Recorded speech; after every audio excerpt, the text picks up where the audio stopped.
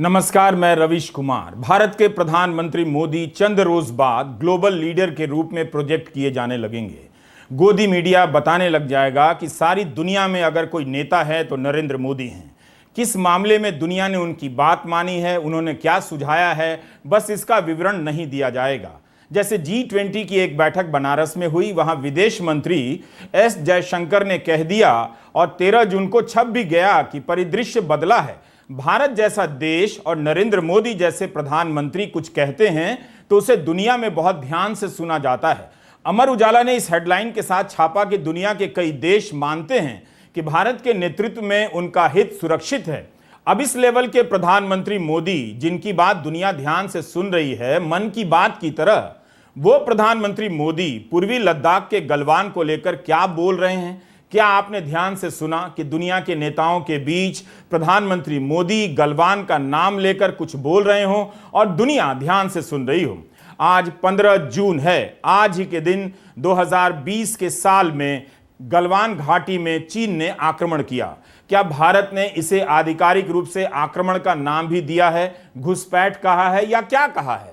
हमारे 20 जवान और अफसर शहीद हुए। आज क्यों नहीं सरकार का कोई मंत्री इन शहीदों के घर गया, फोटो ट्वीट किया? हम आज के वीडियो में गलवान पर बात करेंगे। आप Ravish Kumar official YouTube channel join भी कीजिए और सब्सक्राइब भी, लेकिन वीडियो पूरा देखा कीजिए। 15 जून 2020 को पूर्वी लद्दाख की गलवान घाटी की घटना की आधिकारिक खबर आई थी और 3 जुलाई को प्रधानमंत्री लद्दाख गए।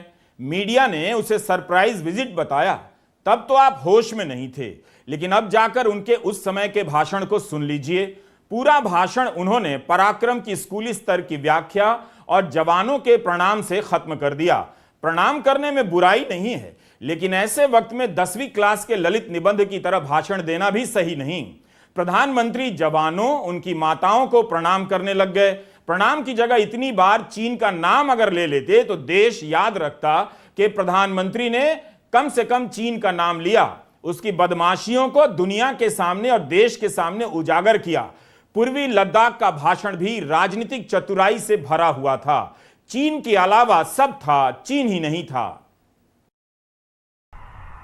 जब मैं दो माताओं का स्मरण करता हूं, पहली हम सभी की भारत माता और दूसरी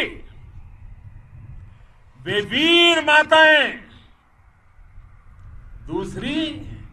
वे वीर माताएं जिन्होंने आप जैसे पराक्रमी योद्धाओं को जन्म दिया है। मैं उन दो माताओं का स्मरण करता हूं। गलवान की घटना पर इस वीडियो को देखेंगे तो समझ जाएंगे कि क्यों प्रधानमंत्री टकराव के हालात में चुप हो जाते हैं और बोलते हैं तो मूल बात को छोड़ दाएं बाएं से अपनी साइकिल निकाल ले जाते हैं। उनके भाषणों में सारा जोर इस पर रहता है कि ट्रैफिक जाम की स्थिति में बस और कार के बीच से अपनी साइकिल कैसे निकाल लें। वही उन्होंने लद्दाख के दौरे पर किया। इस समय मणिपुर के हालात को लेकर उनकी चुप्पी पर सवाल उठ रहे हैं। गलवान की आधिकारिक खबर 16 जून 2020 को आई थी कि 15 जून को कुछ हुआ है, लेकिन उस आधिकारिक खबर ने और भी सवालों को पैदा कर दिया। बल्कि इसके 1 महीना पहले से पत्रकार अपनी जान जोखिम में डालकर गलवान के आसपास तनाव की बात लिखने लगे थे। अजय शुक्ला को गद्दार कहा जाने लगा, मगर उन्होंने 23 मई 2020 को ही बिजनेस स्टैंडर्ड और अपने ब्लॉग ब्रॉड्सवर्ड में लिख दिया कि भारत का इलाका विदेशी सेना के हाथ में चला गया है और यह 1999 में कारगिल में घुसपैठ के बाद पहली बार हुआ है। अजय शुक्ला ने तो यहां तक लिख दिया कि अप्रैल 2020 के तीसरे हफ्ते से 5000 चीनी सैनिक भारतीय क्षेत्र में घुस आए हैं। 26 मई 2020 को अजय शुक्ला ने लिखा कि चीन ने गलवान घाटी पर दावा कर दिया है। इसके बाद 30 मई, 1 जून, 3 जून, 5 जून 2020 को बिजनेस स्टैंडर्ड और अपने ब्लॉग पर वे लिखते रहे, मगर इस वक्त तक सरकार ने देश को कुछ नहीं बताया। सरकार के इनकार की खबरों के बीच अजय शुक्ला का बिजनेस स्टैंडर्ड और द वायर में लिखना जारी रहा। पहली बार 16 जून को सेना ने जब ट्वीट किया कि 3 जवान मारे गए हैं, तब भी अजय शुक्ला ने ट्वीट किया कि संख्या इससे ज्यादा है, 20 से अधिक है। इतनी सटीक जानकारी के साथ अजय शुक्ला लिख रहे थे। आज से 20 साल बाद आप सोचिए, क्या किसी गोदी एंकर या पत्रकार को इस तरह से याद कर पाएंगे? उन्होंने पत्रकारिता को गोबर में मिला दिया है मोदी मोदी करने के चक्कर में। इसलिए आप जब भी पत्रकारिता की बात करेंगे तो आपको अजय शुक्ला के जैसों का ही उदाहरण खोजना पड़ेगा। मई के महीने में गलवान घाटी को लेकर बोलने वाले कुछ और पत्रकार थे। उनके लिए आसान नहीं था, कोई गद्दार कह रहा था, कोई कुछ और, जबकि वे अपने पेशे और देश के प्रति सच्ची वफादारी निभा रहे थे। बता रहे थे कि चीन घुस आया है, ये छिपाने और इससे छुपने की खबर नहीं है। इन्हीं में से एक हैं सुशांत सिंह, जो आज भी गलवान के 3 साल होने पर बेधड़क ट्वीट करते रहे और याद दिलाते रहे। जो लद्दाख में भारत और चीन के बीच में जो समस्या हुई बॉर्डर पर, वो पहली बार लोगों को जानकारी हुई उसको मई 2020 की शुरुआत में।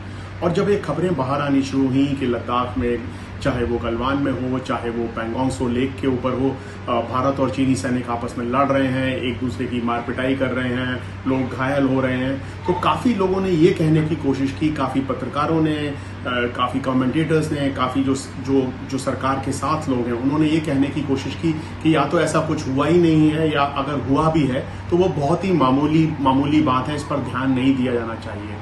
जब मेरे जैसे कुछ पत्रकारों ने और कुछ और लोगों ने इस पर रिपोर्टिंग की कोशिश की, तो लोगों ने कहा कि ये सब रिपोर्ट्स गलत हैं और चीन ने भारत की किसी भी जमीन पर कब्जा नहीं किया हुआ है। ये बात फाइनली सामने आई जून में, जबकि 20 भारतीय सैनिक मारे गए गलवान में। उसके बाद इस बात को छुपाना सरकार के लिए बिल्कुल नामुमकिन था, बहुत ही मुश्किल था।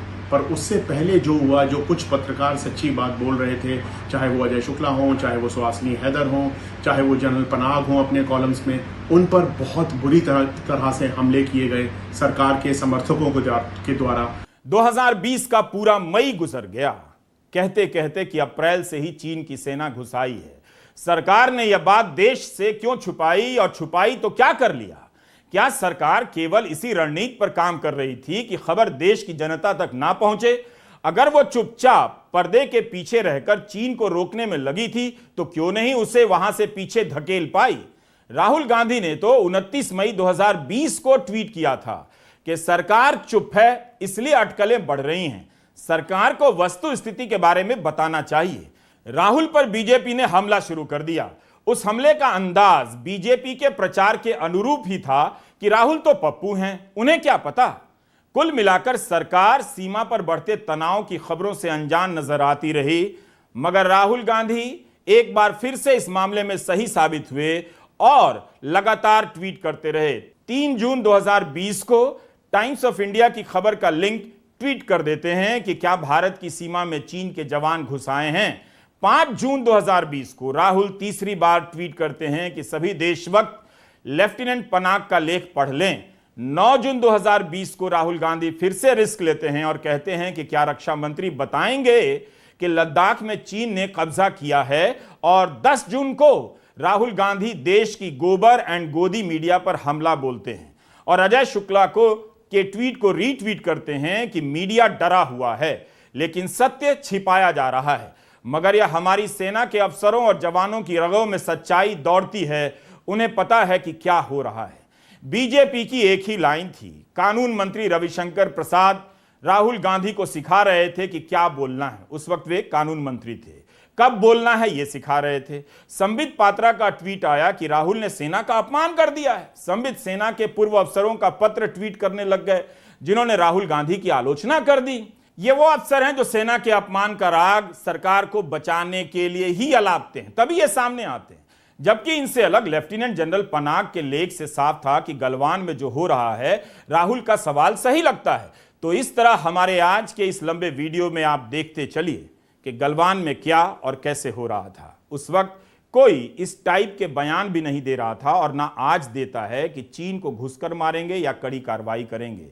चीन से सारा गुस्सा हम दिवाली की फुलझड़ियों पर ही निकाल लेते हैं। उस समय तो चीन के ऐप को बंद करने को भी कड़ी कार्रवाई के रूप में लिखा जा रहा था। गलवान का जवाब टिकटॉक बैन करके दिया जा रहा था।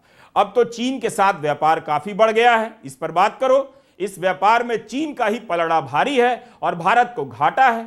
16 जून 2020 को पहली बार दोपहर करीब 1 बजे खबर आती है कि गलवान घाटी में चीनी फौजियों के साथ हुई हिंसक झड़प में भारतीय सेना एक कमांडिंग अफसर और 2 जवानों की मौत हो गई है। यानी घुसपैठ की जो बात मई के महीने से कही जा रही थी वो सच साबित हो जाती है। फिर कुछ देर बाद सूत्रों के हवाले से खबर आती है और तब जाकर पहली बार जिक्र होता है कि इस आमना सामना में चीन के भी 3-4 जवान मारे गए हैं। इसके बाद कई घंटे तक चुप्पी पसर जाती है। सूत्रों के हवाले से कभी 10 तो कभी 20 भारतीय जवानों की मौत की खबर आने लग जाती है। आखिर 16 जून की रात 10:20 पर सेना का बयान आता है। इसका अनुवाद इस प्रकार से है, क्योंकि बयान अंग्रेजी में आया था। भारत और चीन की सेनाएं गलवान में पीछे हटी हैं, जहां पर इससे पहले 15-16 जून 2020 की रात उनके बीच झड़प हो गई थी। स्टैंड ऑफ के ऊंचाई वाले इलाके में 0 से नीचे तापमान था, जब अपना फर्ज निभाते हुए 17 भारतीय जवान गंभीर रूप से घायल हो गए। उनके दम तोड़ने के बाद मरने वालों की संख्या बढ़कर 20 हो गई। भारतीय सेना राष्ट्र की अखंडता और संप्रभुता की रक्षा के लिए पूरी तरह प्रतिबद्ध है। इस बयान में सेना ने अंग्रेजी के किल्ड शब्द का इस्तेमाल किया, मार्टर का नहीं, जिसे हिंदी में शहीद कहते हैं। और इसी बयान में पहली बार सेना मानती है कि उसके 20 जवानों की मौत हुई। 16 जून को सेना का बयान 2 बार आया था। दूसरे बयान में सेना मानती है कि मरने वाले जवानों की संख्या 3 से 20 हो गई, लेकिन उस बयान में किसी का नाम नहीं बताया गया। अगले दिन यानी 17 जून की दोपहर 4 बजे तक किसी का नाम नहीं बताया जाता है। हालत यह हो गई कि एक जवान के शहीद होने की खबर उसके घर पहुंच गई। सारे अधिकारी पहुंच गए। फिर वह जवान उस घर में फोन करता है कि वह तो जिंदा है। छपरा के सुनील कुमार के नाम से गूगल में सर्च कर लीजिएगा। कर्नल बी संतोष बाबू के बारे में भी सर्च कर लीजिएगा। गलवान को लेकर आज भी वही सवाल हैं। प्रधानमंत्री ने इस घटना पर देश से खुलकर बात क्यों नहीं की? क्यों गलवान की घटना को, वहां बन रहे तनाव को 2 महीने तक छुपाया गया? देश की कीमत पर किसकी छवि को बचाए रखने के लिए ऐसा किया जा रहा था? 1962 में जब भारत और चीन के बीच में युद्ध चल रहा था सीमा पर, उस वक्त हिंदुस्तान के पार्लियामेंट में डिबेट हुई उस युद्ध के ऊपर, और उस डिबेट में पर्सनली आंसर किए सवाल उस वक्त के भारत के प्रधानमंत्री जवाहरलाल नेहरू ने। 2 दिन तक वो डिबेट चली। उसमें हर तरह के सवाल हुए, सेना के ऊपर, युद्ध के ऊपर, स्थिति के ऊपर। भारत की सेना की स्थिति उस वक्त बहुत अच्छी नहीं थी। भारत युद्ध में बहुत अच्छी तरह से काम नहीं कर पा रहा था, पर फिर भी वो सब हुआ। और ख़ास बात यह है कि उस पार्लियामेंट सेशन की डिमांड भारतीय जनसंघ की तरफ से आई थी, जिसमें से एक प्रमुख डिमांड जो थी वो उस वक्त के राज्यसभा एमपी अटल बिहारी वाजपेयी, जो कि फर्स्ट टर्म एमपी थे, उन्होंने की थी। भारत के उस वक्त के प्रधानमंत्री ने सारे सवालों का जवाब दिया, खुलकर जवाब दिया, पीछे नहीं हटे। जबकि इस बार 2020 से अभी तक एक भी सवाल इस चीज़ के ऊपर जो भारत और चीन की सीमा के ऊपर चल रहा है, उसके ऊपर वो कोई भी सवाल एक्सेप्ट ही नहीं किया है पार्लियामेंट में। हर सवाल को भारतीय सरकार ने, मोदी सरकार ने पूरी तरह से रिजेक्ट कर दिया है। कोई सवाल का जवाब नहीं मिल रहा है, कोई डिबेट नहीं हुई है। प्रधानमंत्री वैसे भी पार्लियामेंट में किसी सवाल का जवाब नहीं देते हैं, डिबेट में वो सिर्फ एक तरफा भाषण देते हैं।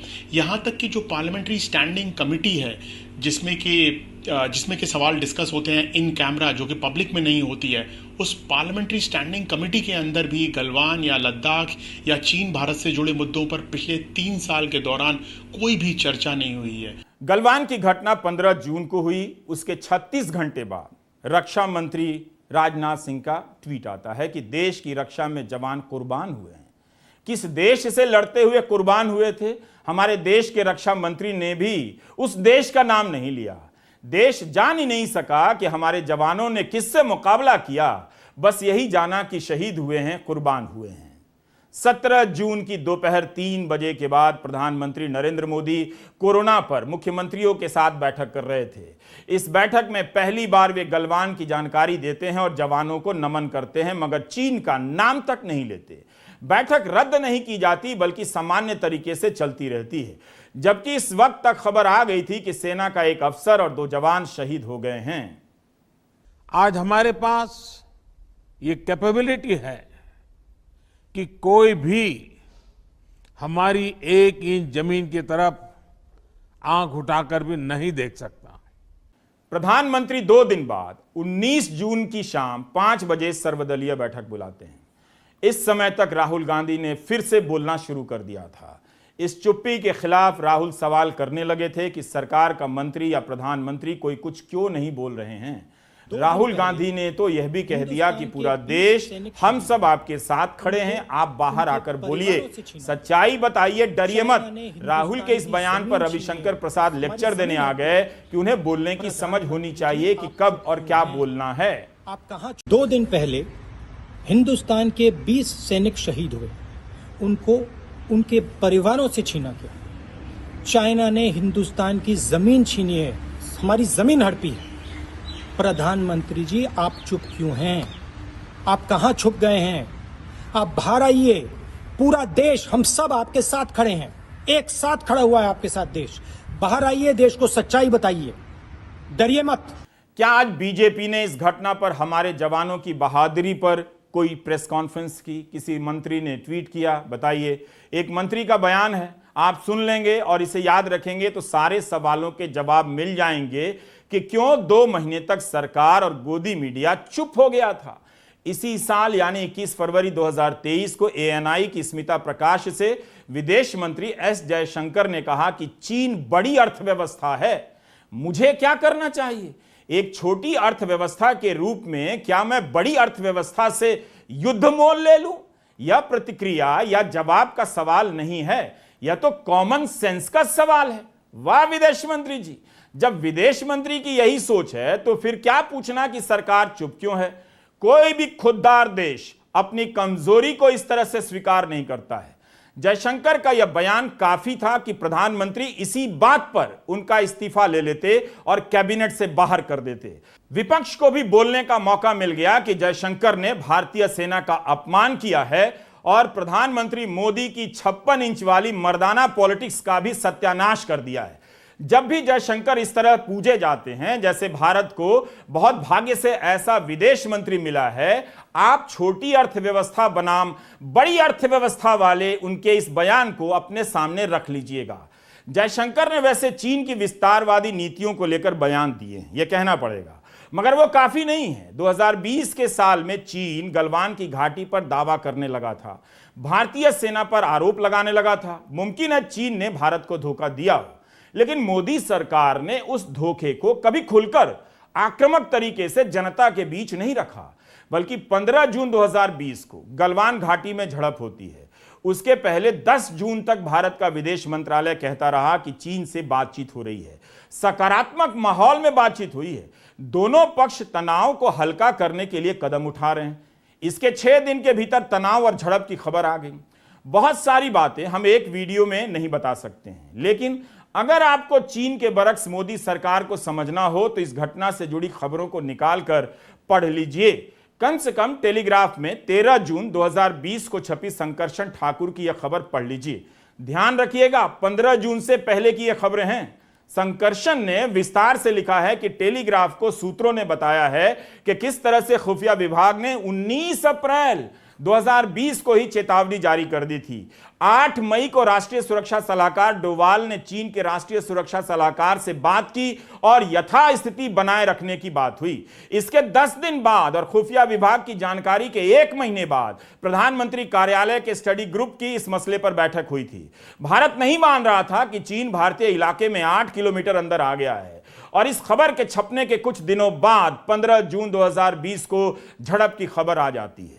मोदी सरकार के 9 साल पूरे होने पर जो डॉक्यूमेंट्री बन रही है उसमें एक डॉक्यूमेंट्री यह भी जुड़ जाए कि गलवान घाटी को लेकर सरकारी झूठ क्या है।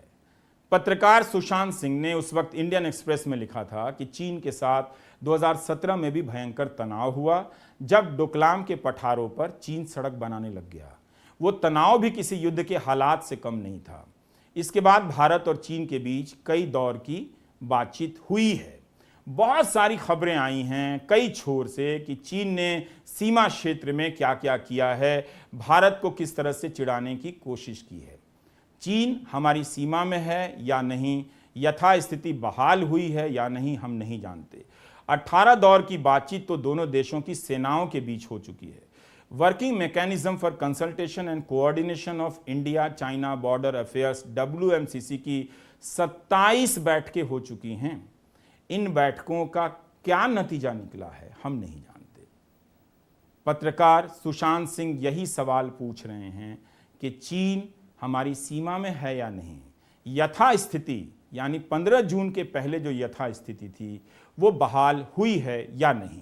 पिछले 3 साल के दौरान ऐसा हुआ है कि भारत और चीन दोनों की तरफ से तकरीबन 50 से 60 हजार सैनिक ऊपर भेजे गए हैं, आगे एक दूसरे की तरफ भेजे गए हैं। ये सैनिक लद्दाख में हैं और भारतीय सेना ने पूरी चीन सीमा पर, चाहे वो उत्तराखंड में हो, चाहे वो हिमाचल प्रदेश में हो, चाहे वो सिक्किम में हो, चाहे वो अरुणाचल प्रदेश में हो, अपने सैनिकों को आगे भेजा है। जैसा कि भारत के सेना अध्यक्ष ने कई बार कहा है, ये जो डिप्लॉयमेंट है ये पूरी तरह से डिफेंसिव डिप्लॉयमेंट है।